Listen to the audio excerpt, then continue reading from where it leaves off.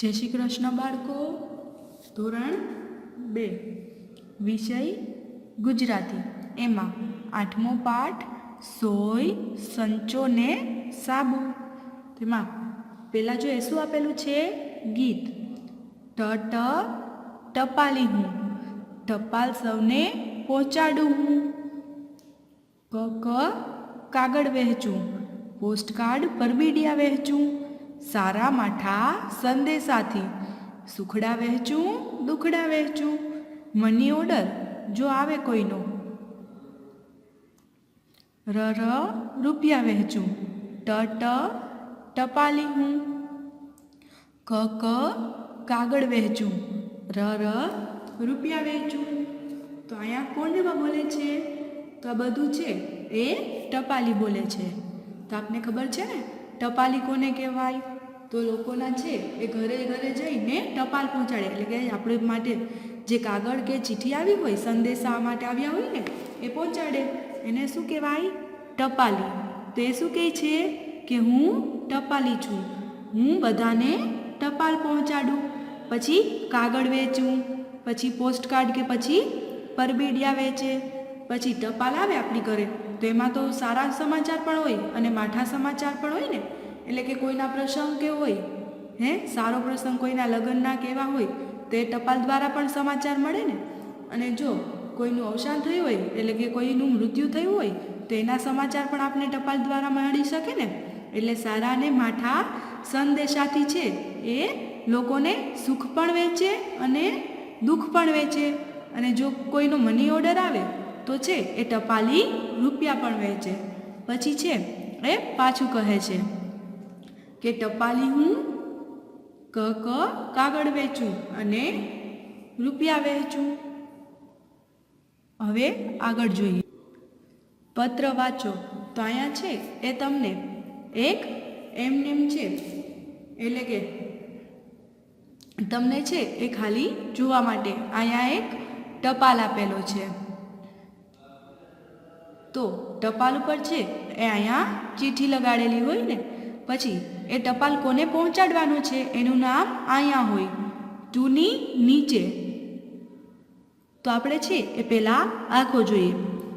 પ્રિય બિલ્લી માસી મજામાં હશો। કે ટપાલ કોને લખ્યો છે? તો કે ટપાલ છે એ બિલ્લી માસીને લખ્યો છે। પછી શું કહે છે કે પ્રિય બિલ્લી માસી તમે મજામાં હશો। અહીં દિલ્હીમાં ખીર ખાવાની હરીફાઈનું આયોજન થયું છે। તમે ખીર ખાવામાં અનેક ઇનામ જીત્યા છે, તેથી તમને એમાં ભાગ લેવા માટે સહર્ષ આમંત્રણ છે। લિખિતન આયોજકો ખીર ખાવ હરીફાઈ દિલ્હી। કે આ પત્ર છે એ કયા સમાચાર પુગાડવા માટે મોકલ્યો છે? તો અહીંયા જે બિલ્લી માસી છે એને કયા સમાચાર આપ્યા છે? તો કે દિલ્હીમાં જે ખીર ખાવાની હરીફાઈ એટલે કે ખીર ખાવાની જે સ્પર્ધા છે ને એમાં ભાગ લેવા માટે।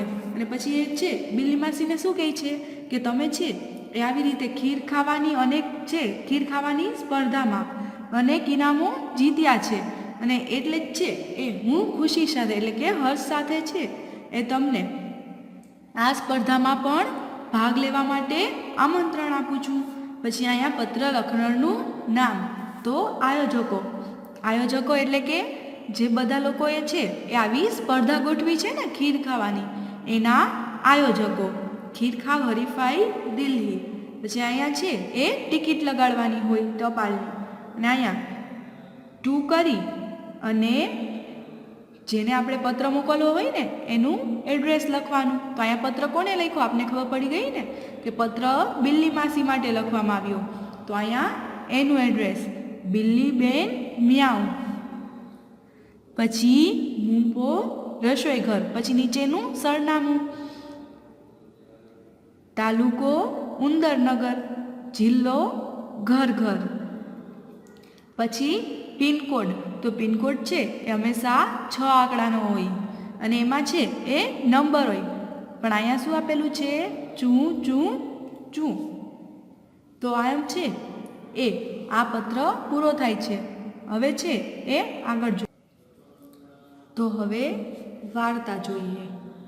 એક હતી બિલ્લી, તેને જવું તું દિલ્હી, પણ જવું કઈ રીતે? તેણે બધા પ્રાણીઓને વાત કરી. રસ્તો જડ્યો, બિલ્લી ગઈ ખેડૂત પાસે. ખેડૂતભાઈ, મારે થોડુંક કામ છે, મને થોડોક કપાસ આપો ને. ખેડૂત ખેતી કરે, અનાજ વાવે ને કપાસ પણ વાવે. કપાસ લઈ બિલાડી આગળ ચાલી. કે અહીંયા કોની વાત કરવામાં આવી? તો એક બિલાડીની. કે એ બિલાડીને છે એ કઈ જગ્યાએ જવું તું? તો એને છે એ દિલ્હી જવું તું. પણ એ બિલાડી છે એ વિચારે છે કે મારે દિલ્હી તો જવું છે, પણ જવું કઈ રીતે? એટલે છે એ પછી બધા પ્રાણીઓ છે કે બિલાડી છે એ બધા પ્રાણીઓને આના વિશે વાત કરે છે. અને પછી છે એને એક રસ્તો જડ્યો, કે આપણે કહેતા હોય ને આઈડિયો આવ્યો, કે એને એક ઉપાય મળ્યો કે દિલ્હી કઈ રીતે જઈ શકાય એને સમજાઈ ગયું. પછી છે એ બિલ્લી એટલે કે બિલાડી છે એ ખેડૂત પાસે જાય છે અને ખેડૂતને શું કહે છે કે ખેડૂતભાઈ, મારે છે એ થોડુંક કામ છે, કે મને થોડોક કપાસ આપો ને. એમ કરીને બિલાડી છે એ ખેડૂત પાસેથી કપાસ લઈ જાય છે. ખેડૂત શું કામ કરે? તો ખેડૂત છે એ ખેતી કરે. એમાં ખેતી કરે ને પછી એ અનાજ વાવે ને અનાજની સાથે સાથે છે એ કપાસ પણ વાવે. એટલે છે એ ખેડૂત પાસેથી કપાસ લઈ ને બિલાડી છે એ આગળ ચાલી ગઈ. પિંજારા પાસે ગઈ, કહ્યું, પિંજારાભાઈ, મારે થોડુંક કામ છે, મને આ કપાસ પીંજી આપો ને. કે પછી છે એ કપાસ પીંજાવાવાળો હોય એની પાસે જાય છે અને એને શું કહે છે કે મારે તમારું થોડુંક કામ છે. પછી એમ કરી અને એને શું આપે છે? તો એ કપાસ છે એ પીંજાવા માટે આપે છે. પિંજારો રૂ પીંજે, ગાદલા તથા રજાઈ બનાવે. પિંજારાએ કપાસ પીંજી આપ્યો. કે પિંજારો છે એ શું કામ કરે? તો પિંજારો છે એ રૂને પીંજવાનું કામ કરે. એ છે એ રૂને પીંજીને એમાંથી ગાદલા ને રજાઈઓ બનાવે. એટલે છે એ પિંજારો એ પેલી બિલ્લીને કે પેલી બિલાડીને છે એ કપાસ પીંજી આપે છે. બિલ્લી આગળ ચાલી ગઈ વણકર પાસે. વણકરભાઈ, મારે થોડું કામ છે, મને આ રૂમાંથી કાપડ વણી આપો ને.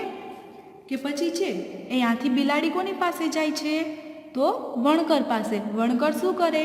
તે કાપડને છે એ વણવાનું કામ કરે. એટલે પછી વણકરને કહે છે કે મારે તમારું થોડુંક કામ છે, મને છે એ રૂમાંથી કાપડ વણી આપો ને.